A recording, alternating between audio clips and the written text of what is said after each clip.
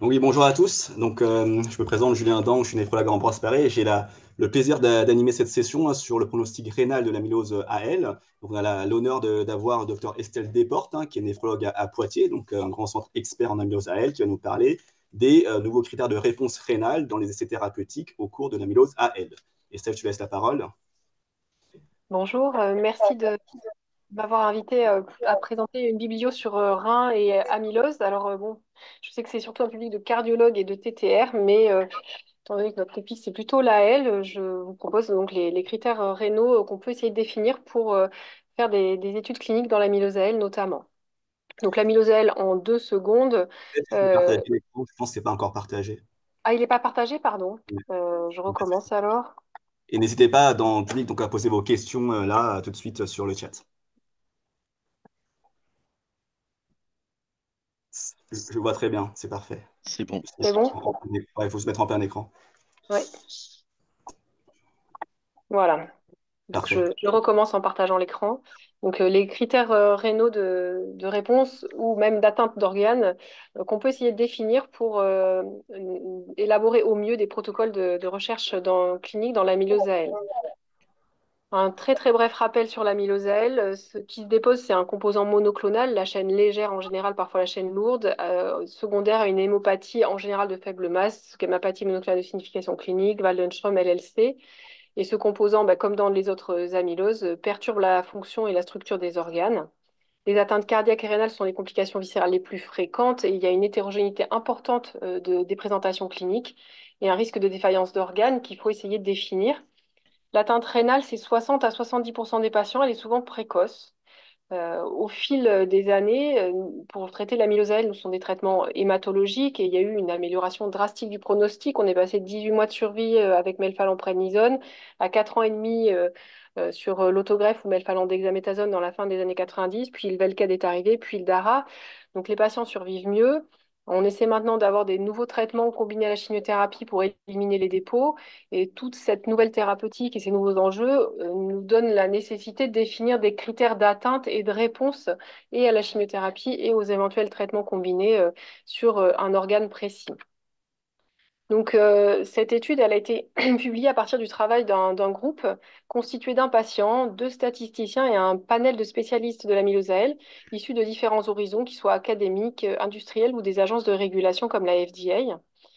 Ce groupe, il s'est réuni 4 fois. Ils ont fait une revue de la littérature. Ils ont regardé les données des essais cliniques publiés antérieurement. Ils ont recueilli le témoignage de patients, notamment pour des questionnaires de qualité de vie.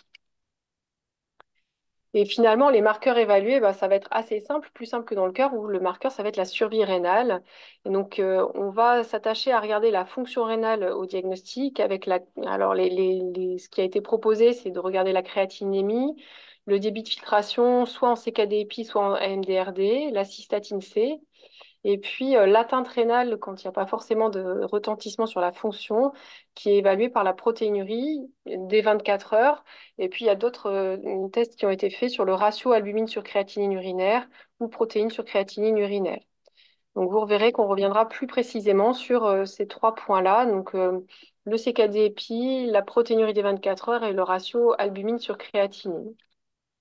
Donc, quand le groupe s'est intéressé au débit de filtration, il a regardé si c'était un critère objectif, et donc ça a été considéré comme un critère vraiment objectif, cliniquement relevant, et il est calculé à partir de la créatinémie, en fonction de l'âge, du sexe, de la race du patient, et c'est un critère qui est déjà utilisé dans de nombreux essais pour les maladies rénales autres que l'amylose.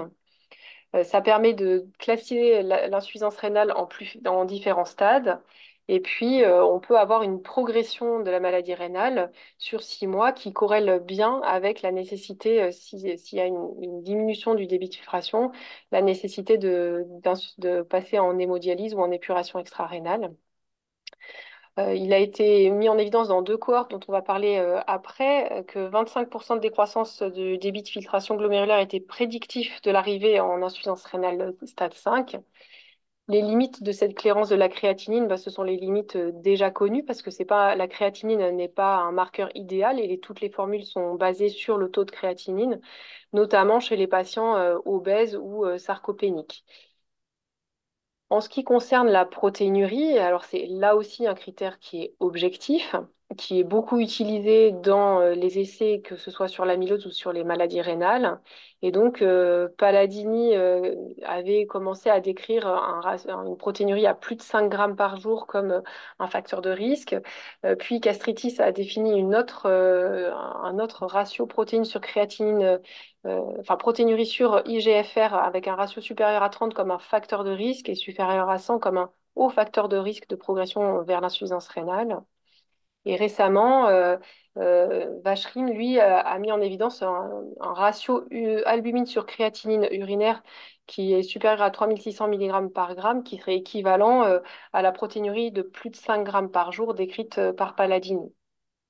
Ce qui est recommandé dans ces études, eh ben, c'est une évaluation assez tardive finalement de la réponse rénale, puisqu'elle se fait plutôt à 12 mois, en comparaison avec ce qui avait été vu dans les résultats à long terme post-autogreffe. Il y avait 50% de réduction de la protéinurie. Et donc, ça permet quand même de statifier un peu l'évolution naturelle de l'amylose, puisque la réduction de la protéine urie, elle était bien associée à une réponse rénale. 30% de réduction de protéinurie diminue le risque d'évolution vers insuffisance rénale terminale dans l'étude de Palladini, et 25% de réduction du ratio protéines sur débituration glomérulaire pour gastritis était aussi associé à une réduction du risque d'évolution vers l'insuffisance rénale stade 5. Le souci de la protéinurie des 24 heures, c'est un souci récurrent, c'est le recueil, hein, parce que recueillir ces urines sur 24 heures, c'est toujours un peu embêtant. Donc, les études qui, euh, qui ont, qui ont permis, enfin, sur lesquelles se sont basés ce groupe d'experts, ce sont les études publiées. Alors, la première étude de Gertz, où on a essayé de voir des critères de progression ou de réponse rénale, il n'y avait pas eu de staging à ce moment-là. Hein. Gertz, il avait juste décrit des critères de progression ou de réponse. Ça avait été publié après le congrès de Tours, où plus de 50% d'augmentation de la protéinurie des 24 heures ou une décroissance de 25% de la clairance de la créatinine, on pouvait décrire une progression. Et la réponse, elle, était définie par une diminution de 50% de la protéinurie des 24 heures sans dégradation de plus de 25% de la fonction rénale.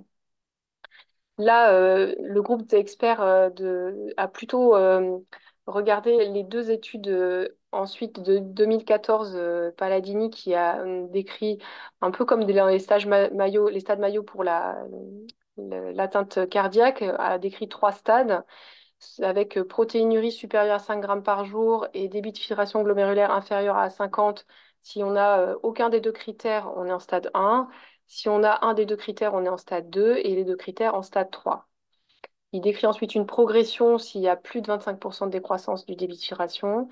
Et la réponse rénale, elle est observée quand on a une décroissance de plus de 30% de la protéinurie des 24 heures, sans progression de la maladie rénale, ou alors que la protéinurie passe en dessous de 0,5 g par jour. Et les critères les plus récents publiés sont les critères de gastritis.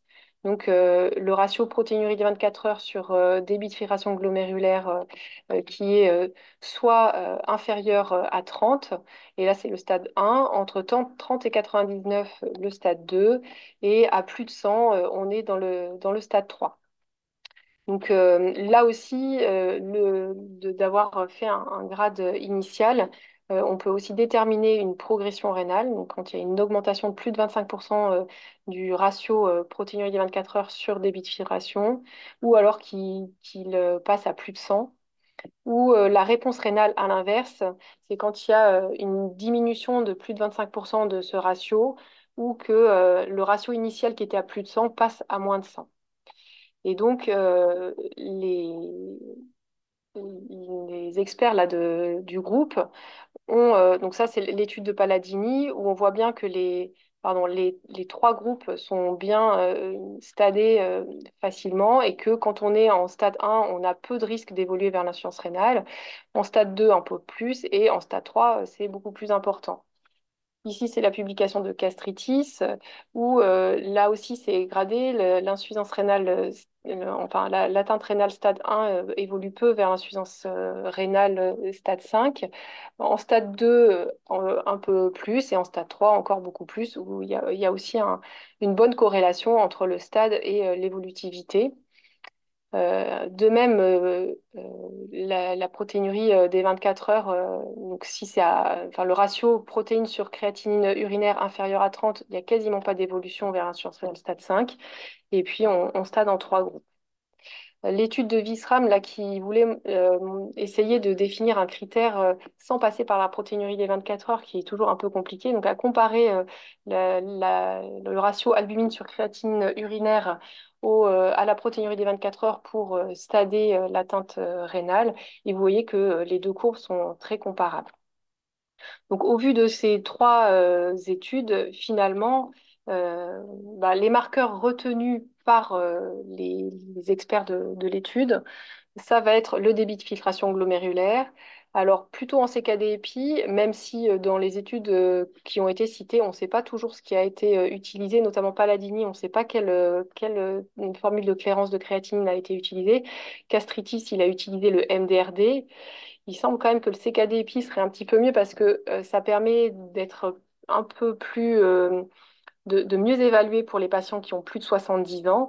C'est une formule qui est déjà largement utilisée en néphrologie et c'est utilisé dans d'autres cohortes d'amylose AL.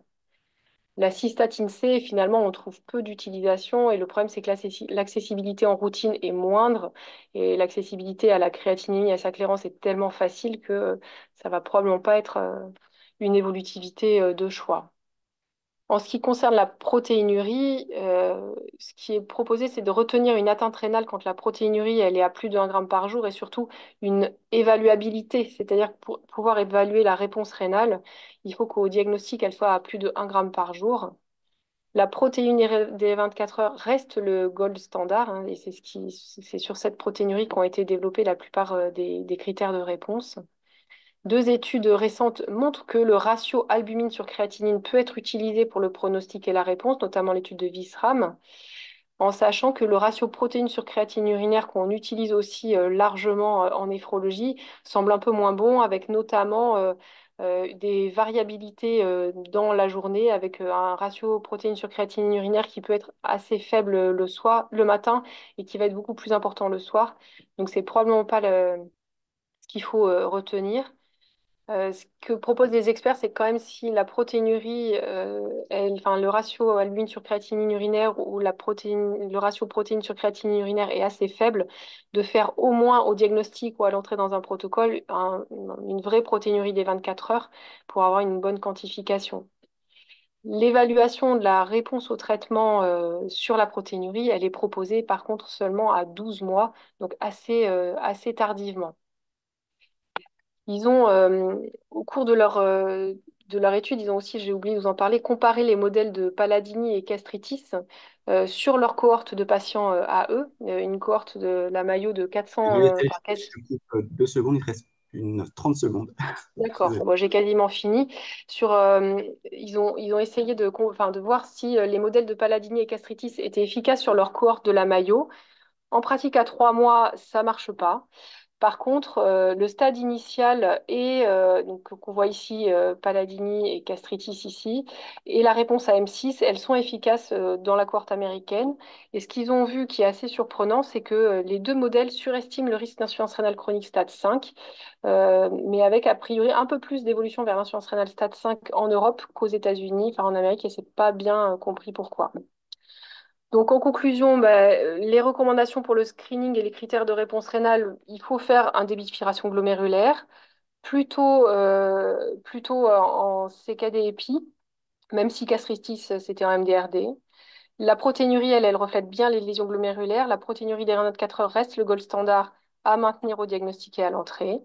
Et plutôt albumine sur créatinine urinaire si on doit faire quelque chose que protéines sur créatinine urinaire. L'avenir, c'est peut-être des nouveaux biomarqueurs comme le GDF15, là, le gross factor de differentiation factor, pardon, qui avait été utilisé d'abord dans les marqueurs cardiaques. Et on voit que si ce GDF est supérieur à 4000 dans la cohorte d'Athènes, il y a un risque évolutif vers la dialyse qui est important. Et pareil dans la cohorte de Pavie. Le problème, c'est l'accessibilité de ce marqueur qui limite pour l'instant pour l'accès